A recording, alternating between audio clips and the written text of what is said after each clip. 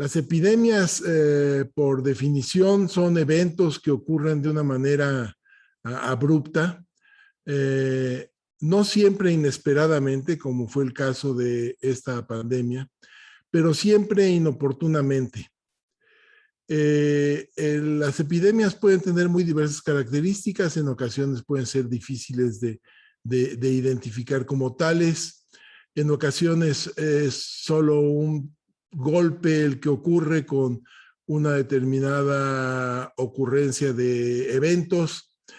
En el caso de esta pandemia, como se anticipaba desde hace ya muchas décadas, el evento ha sido extraordinariamente complejo y grave.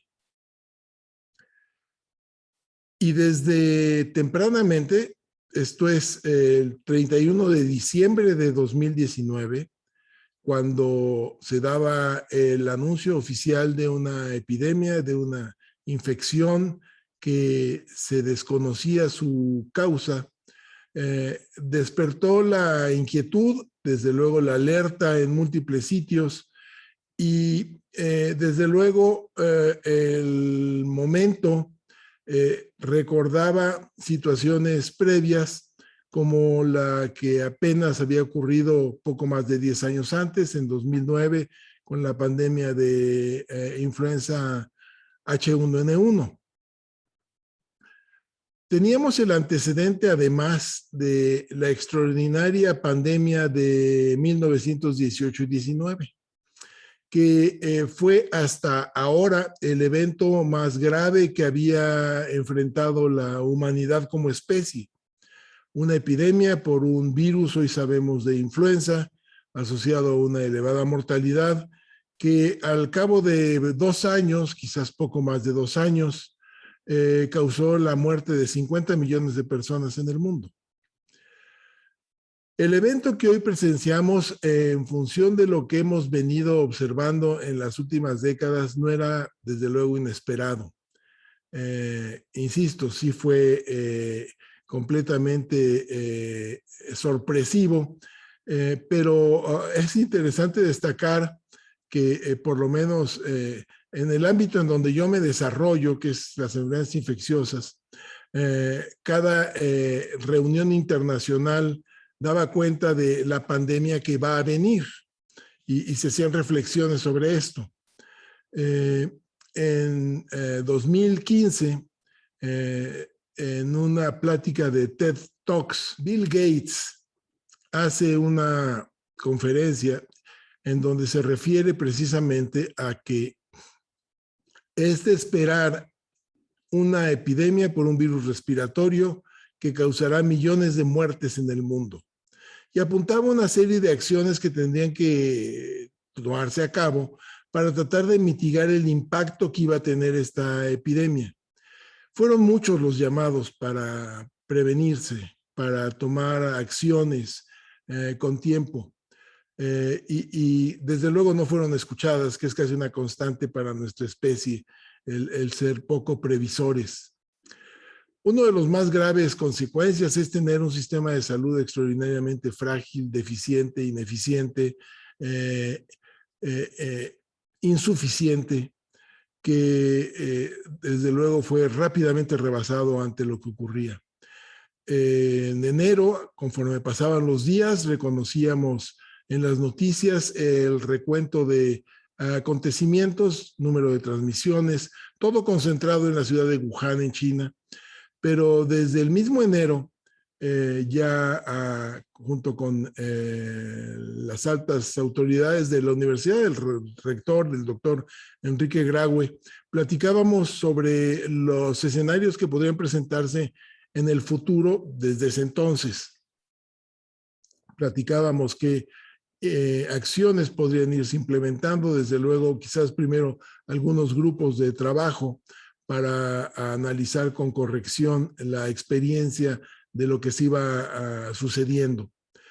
Ya para cuando se declara la pandemia, estábamos al tanto de la gravedad de la situación, pero todavía entonces no teníamos mucha idea de la magnitud del problema.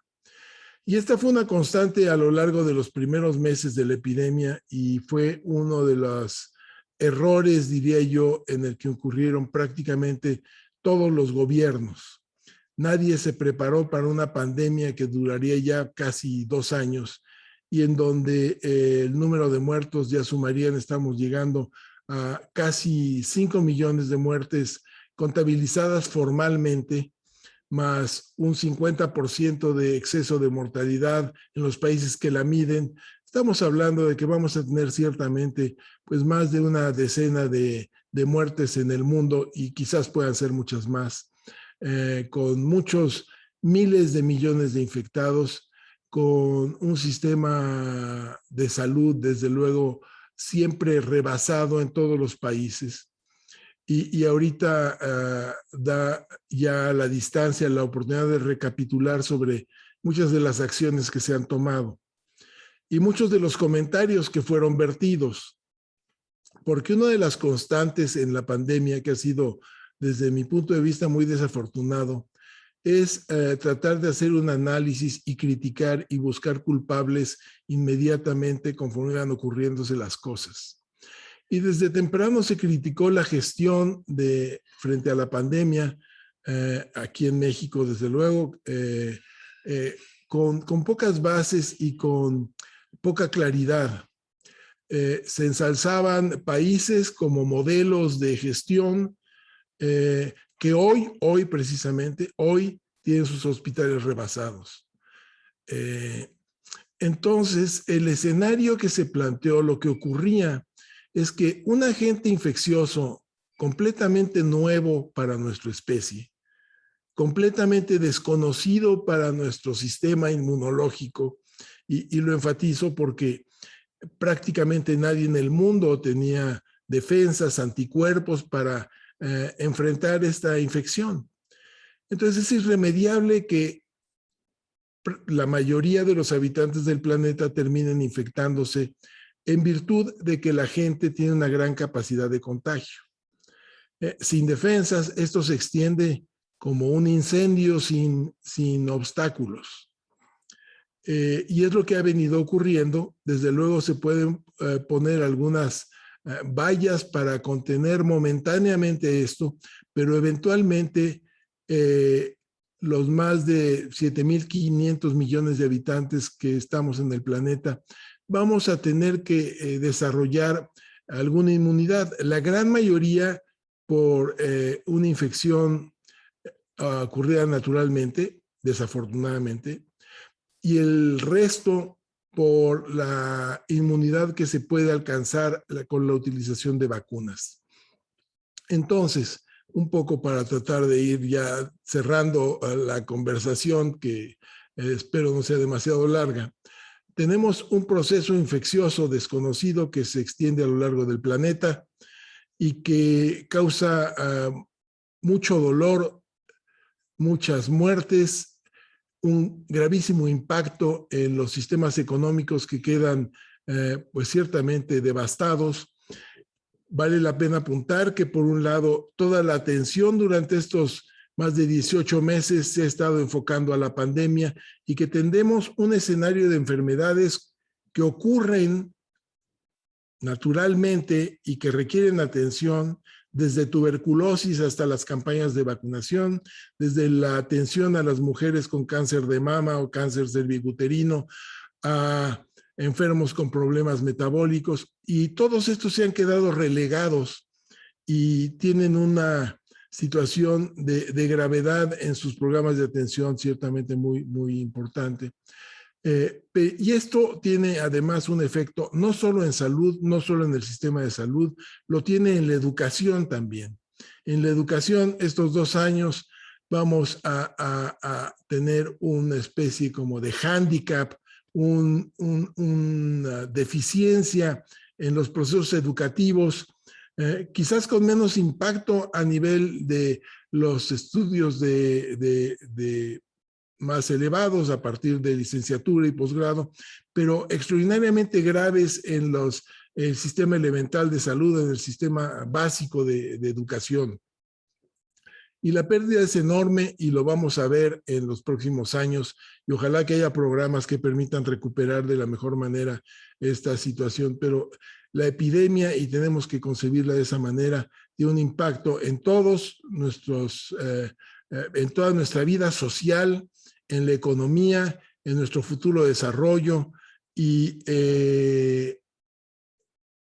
quisiera terminar solo señalando que tendremos que aprender esta nueva lección como una oportunidad para poder desarrollar mejor las cosas, para poder atender mejor lo que hoy tenemos. Desde luego, requerimos un sistema de salud muy sólido, mucho más amplio, mucho más eficiente, mucho mejor financiado, y que requiere una atención prioritaria a los aspectos de prevención en toda su gama. Además, establecer los bases para desarrollar nacional y regionalmente sistemas de desarrollo de productos biológicos, biotecnológicos, para poder tener vacunas eventualmente en un menor tiempo. Hoy fue en tiempo récord, las requeriremos todavía en menos tiempo en algún futuro que no sabemos si será cercano o no. Tendría que repetir lo que comentaba cuando ya pasaban los peores momentos de la pandemia de H1N1. No, seguimos inmersos todavía en una grave situación con COVID-19, pero recordar que para cuándo va a ocurrir la próxima pandemia, ciertamente no lo sabemos, pero sí sabemos que falta un día menos para que ocurra. Así que tendremos que estar todos listos para esto. Es muy importante destacar que la Universidad Nacional Autónoma de México ha jugado un rol fundamental en la gestión de la pandemia en el país. En un principio, dando cuenta de los sucesos y tratando de presentar una situación equilibrada y objetiva en relación a lo que venía ocurriendo. De manera permanente, tratando de dar soluciones a las dudas que tiene tanto la comunidad universitaria como la sociedad en general, participando en la organización de equipos de trabajo que van desde el Instituto de Ingeniería hasta el Instituto de Investigaciones Biomédicas, la Facultad de Medicina, la Facultad de Odontología Veterinaria, en donde se desarrollan proyectos que van desde la construcción de prototipos para nuevas vacunas hasta recomendaciones o guías para la ventilación de los espacios, tanto en museos como en auditorios, como en salones de clases, como en todos aquellos lugares que requieren la congregación de personas, tanto en la construcción de ventiladores como en la realización de pruebas de diagnóstico que se han realizado pues varias decenas de miles para la comunidad universitaria.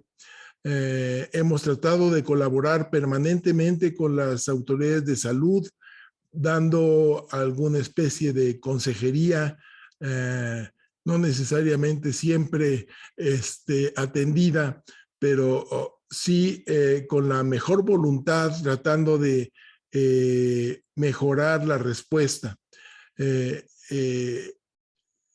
La gestión de una epidemia siempre es extraordinariamente difícil y nunca, y particularmente con un evento como el actual, podrán esperarse buenos resultados. No hay posibilidad de tener buenos resultados en esto. Siempre vamos a tener malos resultados. Todos tenemos pérdidas, todos los países, y todos evidentemente tendrán que hacer un análisis, una auditoría personal y pues federal de lo que ha ocurrido para tratar de mejorar las situaciones y plantear alternativas para lo que viene, porque es fundamental analizar y hacer una evaluación de todo lo ocurrido en su momento para mejorar todos los sistemas y para desde luego tratar de estar mejor preparados para lo que viene. Y en este recuento, insisto, la universidad ha jugado un papel fundamental con una multitud de aportaciones de investigación, de consejería, de acompañamiento. Se han establecido líneas de comunicación telefónicas para dar apoyo médico, apoyo psicológico, orientación de muy diversos tipos. Entonces, ha estado presente y consideramos que su aportación ha sido fundamental para que la sociedad esté mejor informada y para que la comunidad universitaria pueda tomar mejores decisiones. Nos da mucho gusto que ya hoy estamos en casi la antesala de que museos y muchas áreas de la cultura de la universidad están retomando actividades, así que por esto felicidades.